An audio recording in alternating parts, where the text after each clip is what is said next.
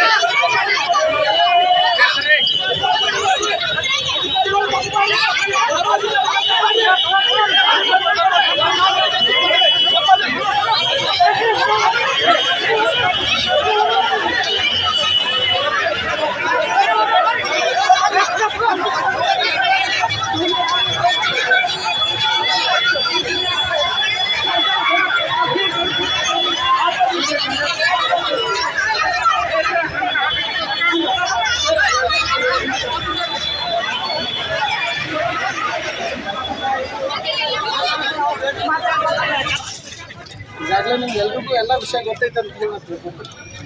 ಎಷ್ಟರ ಮಟ್ಟಿಗೆ ನಮ್ಮ ಮೇಲೆ ದಬ್ಬಾಳಿಕೆ ಮಾಡಿದ್ದಾರೆ ಅಂತಂದ್ರೆ ಅದು ಶಬ್ದಗಳಲ್ಲಿ ಹೇಳಕ್ಕೆ ಸಾಧ್ಯ ಇಲ್ಲ. ನಾನು ಈಗಾಗಲೇ ಬೆಳಗ್ಗೆ ಒಂದ್ಸಾರಿ ಪತ್ರಕರ್ತ ಮಿತ್ರರಿಗೆ ಇಡೀ ವಿಷಯವನ್ನು ಪ್ರಸ್ತಾಪ ಮಾಡಿದ್ದೀನಿ. ಮತ್ತೊಮ್ಮೆ ಪ್ರಸ್ತಾಪ ಮಾಡೋ ಅವಶ್ಯಕತೆ ಇಲ್ಲ. ಮುಂದುವರೆದು ನಮ್ಮ ಮೇಲೆ ಇವತ್ತು ಏನಾಯ್ತು ಅನ್ನೋದ್ರ ಬಗ್ಗೆ ಸಂಕ್ಷಿಪ್ತವಾಗಿದೆ. ನಮ್ದು ಕೋರ್ಟಲ್ಲಿ ಕೇಸ್ ಆಗಿತ್ತು. ಜಿಲ್ಲಾಧಿಕಾರಿ ರಾಕೇಶ್ ಸಿಂಗ್ ಅವರು ನಮಗೆ ಇಲ್ಲಿ ಮಳಿಗೆಗಳನ್ನು ಕಟ್ಟಡ ಮಾಡ್ಬೇಕಿತ್ತು ಪುರಸಭೆ ಒಳಗೆ ನಮಗೆ ಅನುದಾನವನ್ನ ಮಂಜೂರು ಮಾಡಿ ಕೊಟ್ಟಿದ್ರು. ಅದಾದ್ಮೇಲೆ ಸ್ಟೇ ಬಂತು. ಅದಾದ್ಮೇಲೆ ಕೋರ್ಟ್ ಮತ್ತೆ ವಾಪಸ್ ಆದೇಶ ಮಾಡ್ತು. ಈ ಯಥಾಸ್ಥಿತಿ ಒಳಗೆ ಕಾದ್ಕೊಂಡವ್ರಿಗೆ ಮುಂದಿನ ಆದೇಶವರೆಗೆ ಅಂತ ಹೇಳ್ತು. ಇದೆಲ್ಲ ಕೋರ್ಟ್ ಆದೇಶಗಳನ್ನ ಉಲ್ಲಂಘನೆ ಮಾಡಿದಲ್ಲದೆ ಆಯ್ತು. ಈ ನಾವು ಬಡವರು, ನಾವು ದಲಿತರು, ನಮ್ಮ ಮೇಲೆ ಅನ್ಯಾಯ ಆಗ್ತಿದೆ. ನಮ್ಗೆ ಯಾರು ಸಪೋರ್ಟ್ ಮಾಡೋರು ಇಲ್ಲ. ಇಲ್ಲಿ ಎಲ್ಲ ರಾಜಕೀಯಂತರು ನಮ್ಗೆ ತುಳ್ಯಾಕ್ ನೋಡಾಕತ್ತಾರ. ಅಂತ ಪರಿಸ್ಥಿತಿ ಒಳಗೆ ನಾವೇನು ವಿಚಾರ ಮಾಡಿದೀವಿ, ಕನಿಷ್ಠ ನಮ್ದಂತೂ ಎಲ್ಲ ಹೋಯ್ತು, ಯಾರು ನಮ್ಗೆ ಸಪೋರ್ಟ್ ಇಲ್ಲ, ಇದ್ದಿದ್ದು ನಮ್ಮ ಡಬ್ಬಿಯರ ಉಳಿಲಿ ಅಂತೇಳಿ ನಾವು ಅವ್ರ ಕಾಲಿಗೆ ಬಿದ್ದು ಕೇಳ್ಕೊಂಡು ಚೀಫ್ ಆಫೀಸರ್ಗೆ ಮೋಹನ್ ಜಾಧವ್ ಅವರಿಗೆ ಏನಂತೇಳಿ, ಸಾಹೇಬ್ರ ಕಿತ್ತೀರಿ, ಹಾಳು ಮಾಡಿ ಕಿತ್ಬೇಡಿ, ನಾವು ಕಿತ್ಕೊಂಡು ಹೋಗಿ ಎಲ್ಲ ಇಟ್ಕೊತೀವಿ, ಇಲ್ಲಿ ಮಾರ್ಕೊಂಡು ಅದ್ರೊಳಗೆ ಬಂದಿದ್ರೊಳಗಾರ ನಾವು ನಮ್ಮ ಜೀವನ ಮಾಡ್ತೇವೆ ಅಂತೇಳಿ ನಾವೆಲ್ಲ ಸಮಾಜದ ಬಾಂಧವ್ರು ಎಲ್ಲರೂ ಅವ್ರು ಖಾಲಿ ಮೂರು ಕೇಳ್ಕೊಂಡಾಗ ಅವರು ಹೂ ಅಂದರು. ಬೆಳಗ್ಗೆ 9:30 10 ಗಂಟೆಗಿದ್ದ ಅವರು ತೆರವುಗೊಳಿಸಕ್ಕೆ ಬಂದರು. 11 ಗಂಟೆ 45 ನಿಮಿಷಕ್ಕೆ ನಮಗೆ ಗುಲ್ಬರ್ಗ ಹೈಕೋರ್ಟಿಂದ ಮೆಸೇಜ್ ಬಂತು, ನಿಮ್ಗೆ ಸ್ಟೇ ಆರ್ಡರ್ ಸಿಕ್ಕಿದೆ ಅಂತೇಳಿ. ನಾವು 11 ಗಂಟೆ ಬರೋಣ ಅವ್ರಿಗೆ ನಾವು ಹೇಳಿಲ್ಲ. 12 ಗಂಟೆ 14 ನಿಮಿಷ ವರೆಗೂ ಆಗೋವರೆಗೂ ನಾವು ಕಾಯ್ದೇವೆ. ಯಾಕಂದ್ರೆ ನಮಗೆ ನಮ್ಮ ವಕೀಲರು ಒಂದು ದಾಖಲಾತಿ ಕಳಿಸ್ಬೇಕು ಮೊಬೈಲಿಗೆ. ಆದ್ರೆ ಅದು ಓರಲ್ ಆರ್ಡರ್ ಕಳಿಸಿದ್ರೆ ಅಂದ್ರೆ ಓರಲ್ ಆರ್ಡರ್ ಅಂದ್ರೆ ಆನ್ಲೈನ್ದಾಗ ಒಂದು ಆರ್ಡರ್ ಬರ್ತದೆ, ಸ್ಟೇ ಆಗೋಣ. ಅದನ್ನು ಜಡ್ಜ್ ಸಹಿ ಮಾಡ್ಬೇಕಂದ್ರೆ ಕನಿಷ್ಠ ಒಂದು ತಾಸು ಬೇಕಾಗ್ತದೆ ಮುಂದೆ.